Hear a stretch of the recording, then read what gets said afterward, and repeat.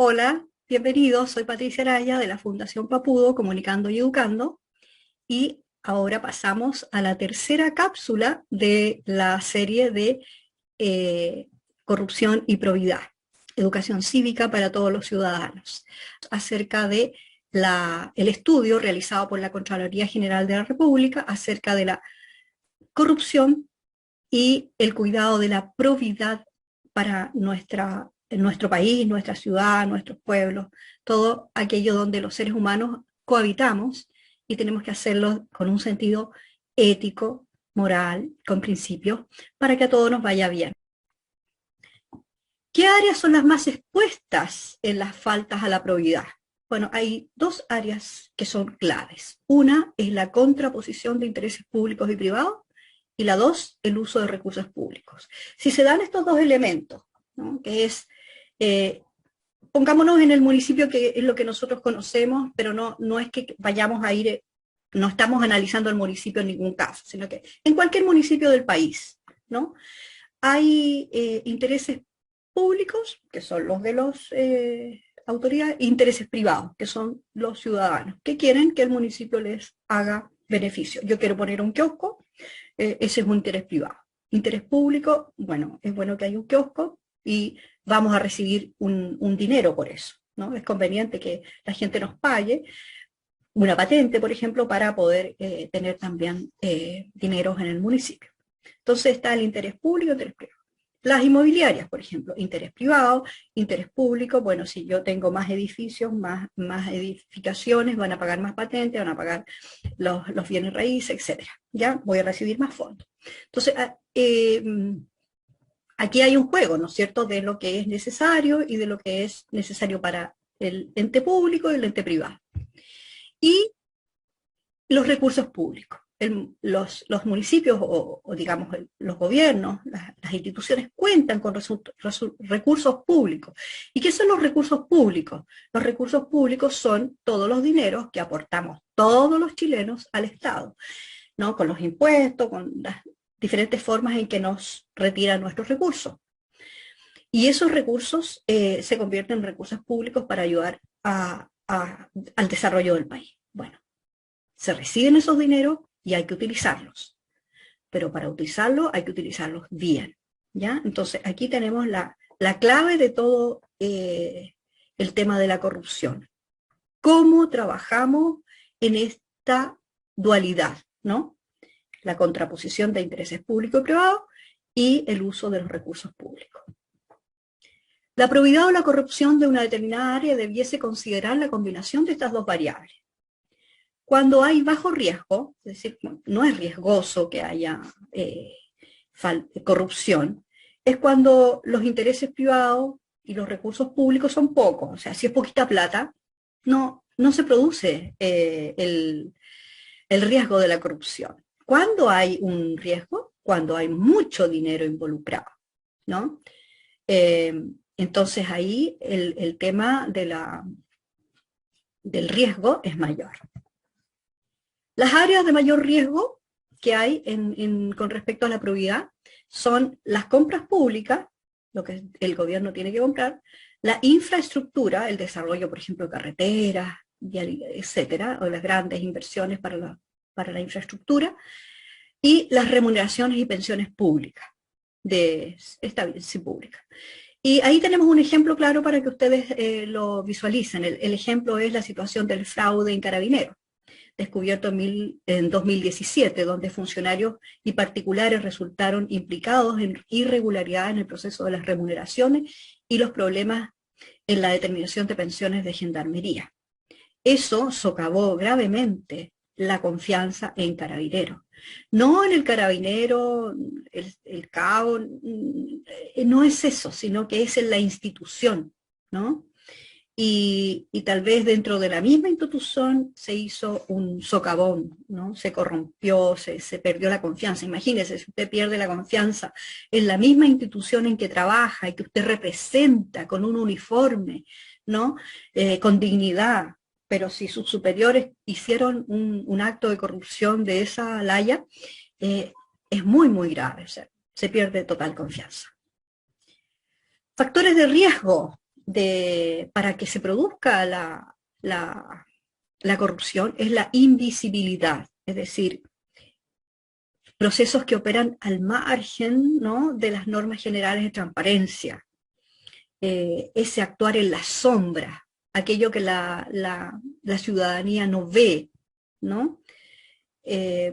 La invisibilidad administrativa que genera circunstancias, los ambientes propicios para que surjan estas irregularidades. En consecuencia, entonces, y lo remarcamos, es relevante asegurar que las organizaciones promuevan la transparencia, las organizaciones de la sociedad civil y cualquier ciudadano promueva la transparencia, ¿ya? Que haya un constante y permanente desafío a estar atento, no tanto por acusar y fiscalizar, sino para prevenir de que esto no siga cundiendo. Segundo, la falta de control, ¿no? Hay falta de control. La existencia es necesaria que haya organismos independientes, especializados, encargados de vigilar esta legalidad y el buen funcionamiento de las entidades públicas.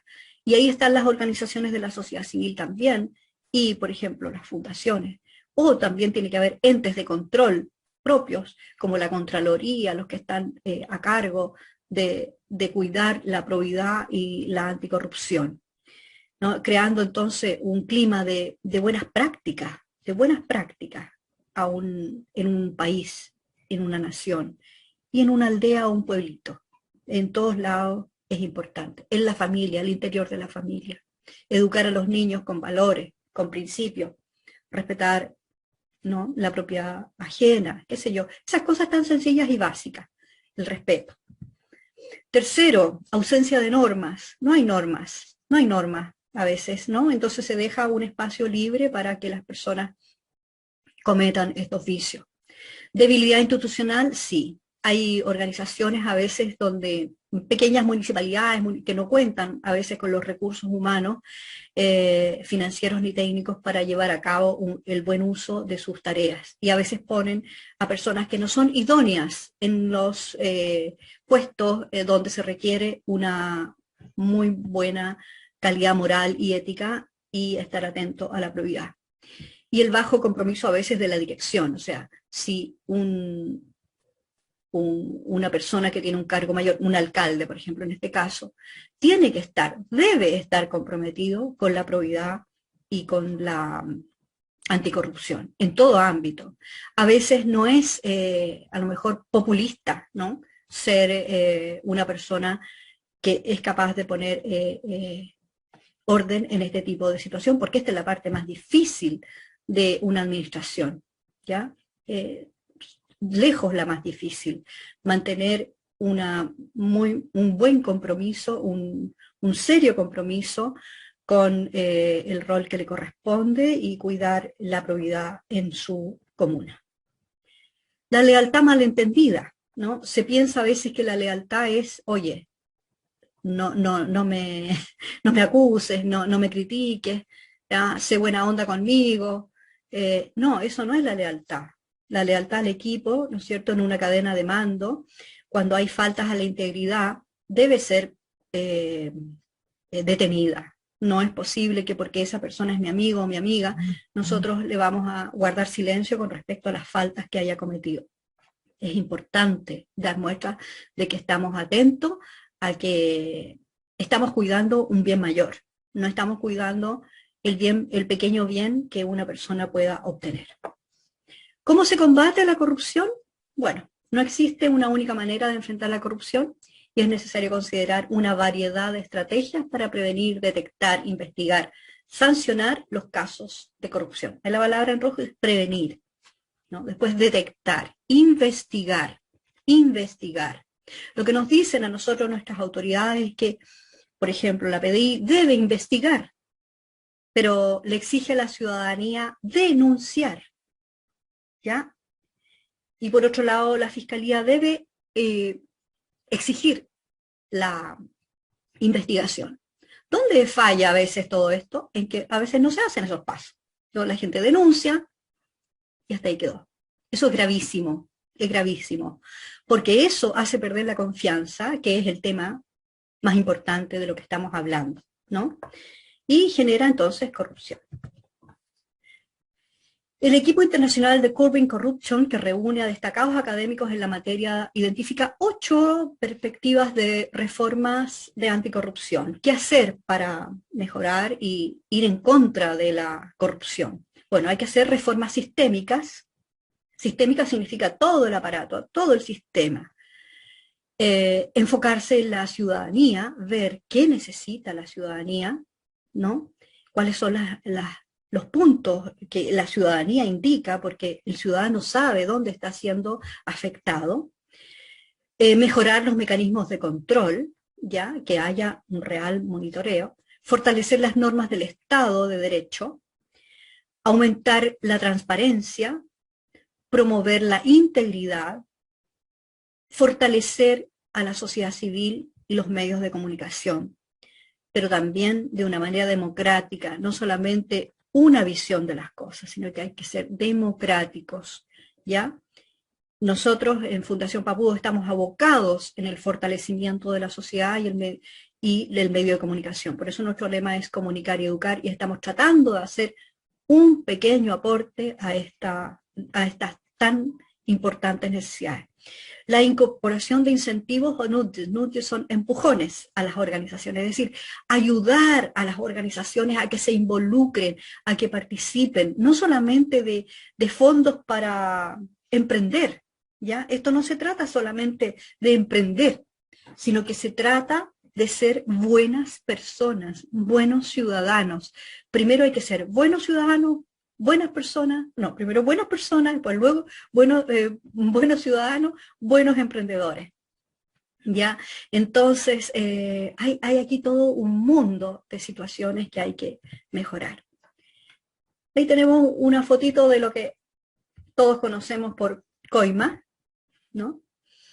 Las reformas sistémicas, ahí se definen, ¿no? Focalizadas, perfeccionar cómo trabajan las instituciones, a cargo de enfrentar la administración eficiente, el presupuesto público, controlar la correcta inversión de los fondos públicos. A eso se le llama reforma sistémica. Enfoque centrado en la ciudadanía, bueno, orientar y construir y fortalecer las relaciones comunitarias, lo que decían las organizaciones. ¿Cómo se combate la corrupción?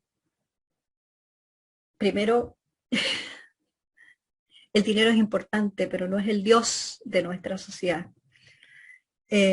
Votar, saber por quiénes votamos, no por aquellos que nos benefician en forma privada, sino que votar por personas idóneas, personas correctas, personas probas. Eso es lo que tenemos que saber hacer.